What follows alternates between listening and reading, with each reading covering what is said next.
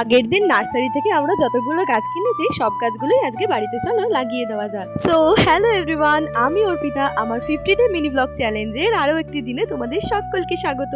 এই যে এই বোম্বাই লিচু গাছের চারাটাই আগের দিন আমরা নার্সারি থেকে এনেছিলাম। বেগুন গাছের চারা, গোলাপ গাছের চারা সবগুলোই আজকে লাগাবো। তবে গাছগুলো লাগানোর আগে তো মাটিটাকে ভালো করে খুঁড়ে নিতে হবে, তাই সেগুলো ভাই করছে। আমাদের ঘরের সামনেটায় অতটা বেশি জায়গা নেই, তবে পেছনের মাটিটা বেশ ভালো।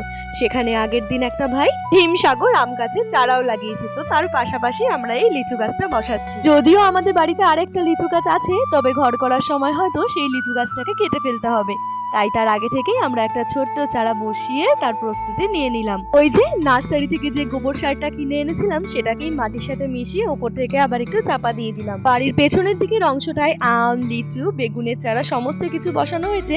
তবে আমার গোলাপ ফুলের গাছটা কিন্তু আমি একদম ঘরের সামনে রাখতে চাই, যাতে প্রত্যেকদিন সকালবেলা উঠে গাছটায় জল দেওয়ার কথা একদম না ভুলে যায়। বাজার থেকে তুমি যতই দামি আর সুস্বাদু ফল কিনে আনো না কেন, নিজের বাড়িতে হওয়া, এমনকি নিজের হাতে লাগানো গাছের ফল খাওয়ার মজা বা আনন্দটাই আলাদা। প্রত্যেকদিন ঘুম থেকে উঠে ঘর থেকে যখন বেরিয়ে গোলাপ গাছটা চোখে পড়বে, তখন একমগ করে অবশ্যই জল দিয়ে দেবো। আর হ্যাঁ, সেদিন ছিল বুদ্ধ পূর্ণিমা, তাই সন্ধেবেলা খেয়েছিলাম একটু সিন্নি প্রসাদ, আর ভাই এনেছিল ফুচকা, তো সেটা খেয়েই আজকে সন্ধেটা দারুণ কাটলো।